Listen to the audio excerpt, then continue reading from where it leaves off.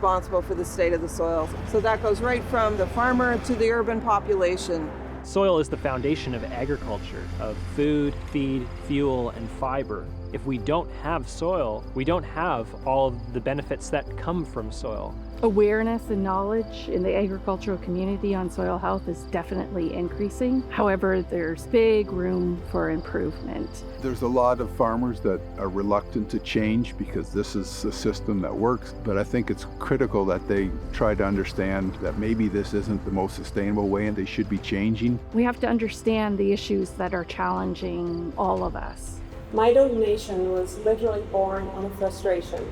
Frustration at the amount of soil degradation that I was seeing, frustration at seeing Class 1 farmland going into development, and frustration at the lack of political will to protect their farmland the way it should be. In fall of 2018, a $500,000 donation was made by Lillian Morris, Bob and Moira Kerr, Glacier Farm Media, along with support from the Ontario Agricultural College to increase soil health outreach in Ontario. And it's not just outreach, it's sharing.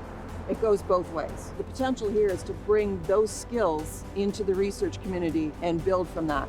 SOILS at Guelph hopes to become a hub for knowledge and innovation sharing by creating opportunities for conversation between these different groups. We've had a long-standing relationship with the University of Guelph, where we've always tried to take their research and take it to a field level.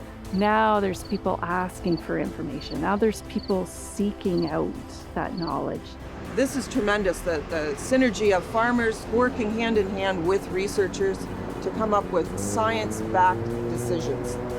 I think it's important, and I think SOILS at Guelph is an excellent place for this to start.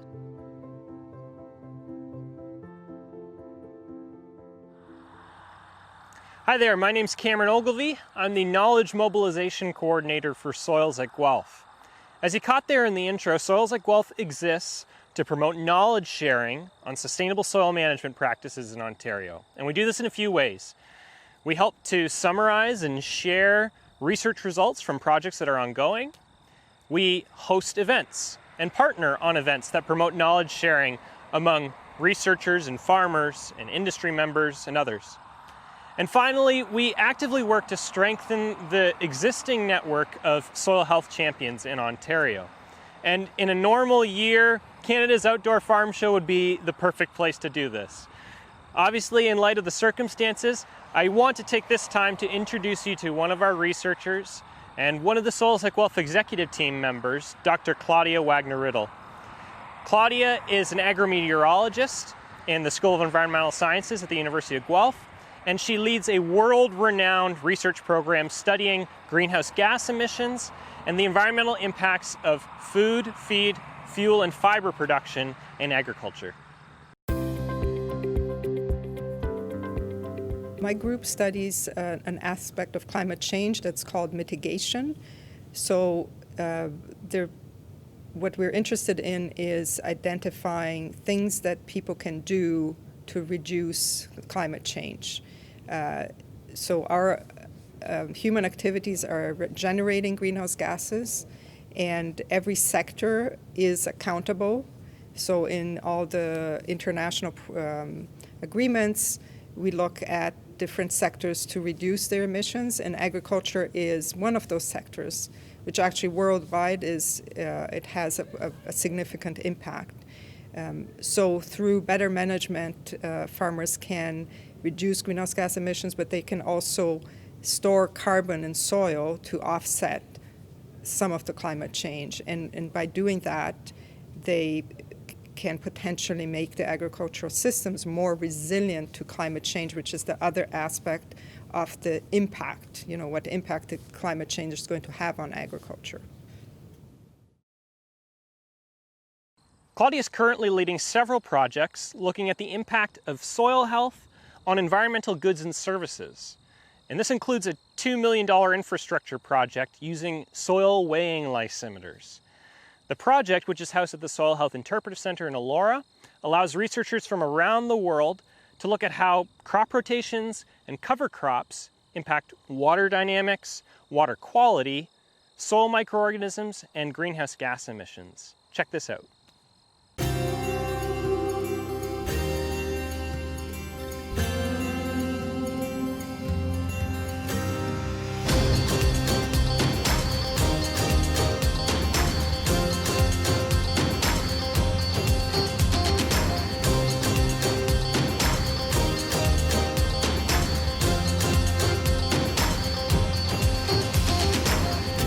Today you find me standing at the long-term rotation experiment on the Elora Crops Research Station, one of our longest running experiments. It started in 1980. This is the 40th anniversary of this experiment. You might be wondering, well, looking at common Ontario crop rotations over the past 40 years, what have we learned? And we've learned some pretty significant points. If I can sum it up, when you compare diverse crop rotations, these are crop rotations that include winter cereals and cover crops. And if you compare those with simple crop rotations, like just the corn, soybean rotation that's common in Ontario, we find that corn and soybeans not only yield better in the diverse systems, but in hot and dry years, they yield 30% better in these diverse systems compared to just simple rotations like corn and soybeans. 30%. I don't know of any other agronomic practices that can make up for 30% of your yield when you're in a bad year, a hot and dry year. Which begs the question, what is it about these diverse crop rotations that make these systems so resilient to drought? Are they changing the amount of water that's available in the soil? Are they changing soil organic matter? Maybe that has an impact on it. Are they changing the nutrient availability, say nitrogen in particular? What is it about these diverse systems that makes them so resilient? In order to answer that question, the Soil Health Interpretive Center was built. This is a world-class soil health monitoring station where over 1 million data points are collected every day. The Interpretive Center features 18 weighing lysimeters. These are large soil cores that were extracted undisturbed from other environments. The native soil profile stays the same way that it was in the field. Using an excavator, the steel outer cylinder was slowly pressed down into the soil, and the soil around the cylinder was removed. Once the lysimeter was filled, a hydraulic cutter was placed underneath the cylinder to slice through the soil at the bottom.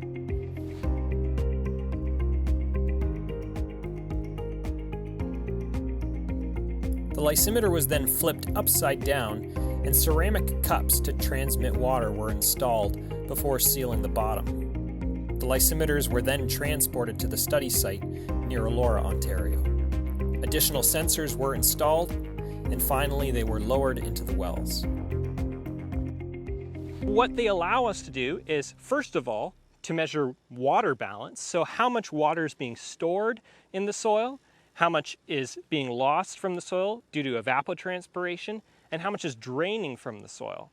That's the water budget side of things. But they also allow us to install another of other sensors at different depths so that we can start answering these questions of how do rotations and how do cover crops impact soil health and crop productivity.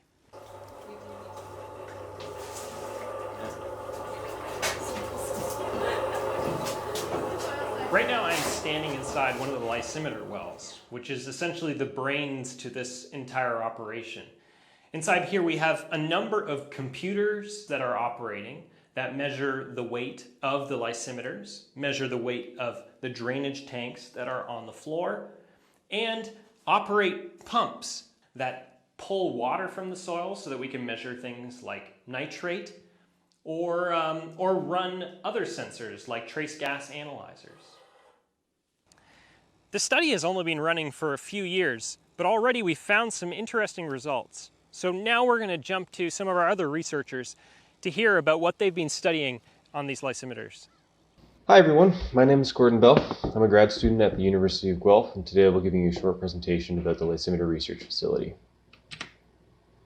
So at the lysimeter research facility, we're investigating soil health and how that interacts with different soil ecosystem services. We're specifically looking at crop diversity, soil texture, and climate change. But there's a lot of different aspects to soil health that we're not able to look at. The lysimeter facility was built in 2016, and it consists of 18 1,500-liter steel drums that are embedded in the ground that are instrumented and allow us to observe what's going on within the soil. And they're going to help us answer a lot of questions we have about how soil ecosystem services interact with different management practices and other aspects of agriculture. So just a brief experimental overview. We have two types of soil, a silt loam and a sand loam, both from Southern Ontario. We have two types of crop rotation, a simple rotation, which just consists of soy and corn, and then a diverse rotation, which has a wheat year as well as cover crop after the wheat and corn. Finally, we have a winter warming treatment, where we're increasing the soil temperature. You can see the bare soil in the center of the picture there, which is meant to simulate climate change. So all this goes together to create a lot of data, which a number of different grad students are analyzing. We're just going to look at a bit of that. So right here we have evapotranspiration data from one day in May, and you can pretty clearly see that the diverse rotation had a total ET rate of over 5 millimeters per day for both the sand and loam, whereas the simple rotation, which didn't have much growing at that point, had a much lower ET rate. But that's just a snapshot. We also want to look at the trends over time. So something like that, we might look at yield. So here we have the seed yield for the soy and the total grain yield for the corn, and for the first 4 years of the experiment. And the first thing that pops out is that the loam has a higher yield than the sand. There's some other potential small reductions in yields due to the winter warming treatment, maybe because it makes the soil a little bit drier. We're also looking at things like nitrate concentration in the soil profile. So the top two graphs are without cover crops and the bottom two are with cover crops. And this is for nitrate concentrations at 5, 10, 30, 60, and 90 centimeters. And you can see that having cover crops reduces the concentration across the entire trend. And this is over 1 year, just under a year of data. Now, if you looked at the cumulative sums, you'll see that that means that cover crops can reduce nitrate leaching by 70 to 77%. Without cover crops, that nitrate would just drain down into groundwater and it would be inaccessible to crops. So unfortunately this year we haven't been able to have any tours, but we love having people out there and getting to work with all the different students and professors. And a big thanks to all of our collaborators. Thanks very much. If you're interested in learning more about the lysimeter research or any other soil research that's happening at the University of Guelph, head on over to our webpage, soilsatguelph.ca. If you go to the News and Events tab, here we're going to be posting articles that are showing up online or study summaries that give you a summary of the results that are coming up from research studies that we've published. You can also subscribe to our newsletter by entering your email here. Our newsletter goes out every semester, and so you'll get updates that way as well. You can also follow us on Twitter at Soils at Guelph. If you're interested in booking a tour of the Soil Health Interpretive Center, head on over to our contact page. You can put your name and your email here, and we can book a tour with your group at some point in the future. We're also able to provide CEU credits for CCAs if you're interested in that. And finally, you're going to want to save the date for a soil health conference that's coming up on February 24th, 2021, and it's coming to a venue near you. You heard me right. The plan is to have multiple venues across the province, groups of 20 to 30 with COVID precautions in place, all connected through one live stream. So you get the best of both worlds. You get the benefits of a shorter commute, opportunity to engage with others in your region, while at the same time being connected to the broader network in Ontario. You won't want to miss it. So thanks again for tuning in. My name is Cameron Ogilvie. I'm the Knowledge Mobilization Coordinator for Soils at Guelph, working to improve soil and improve life.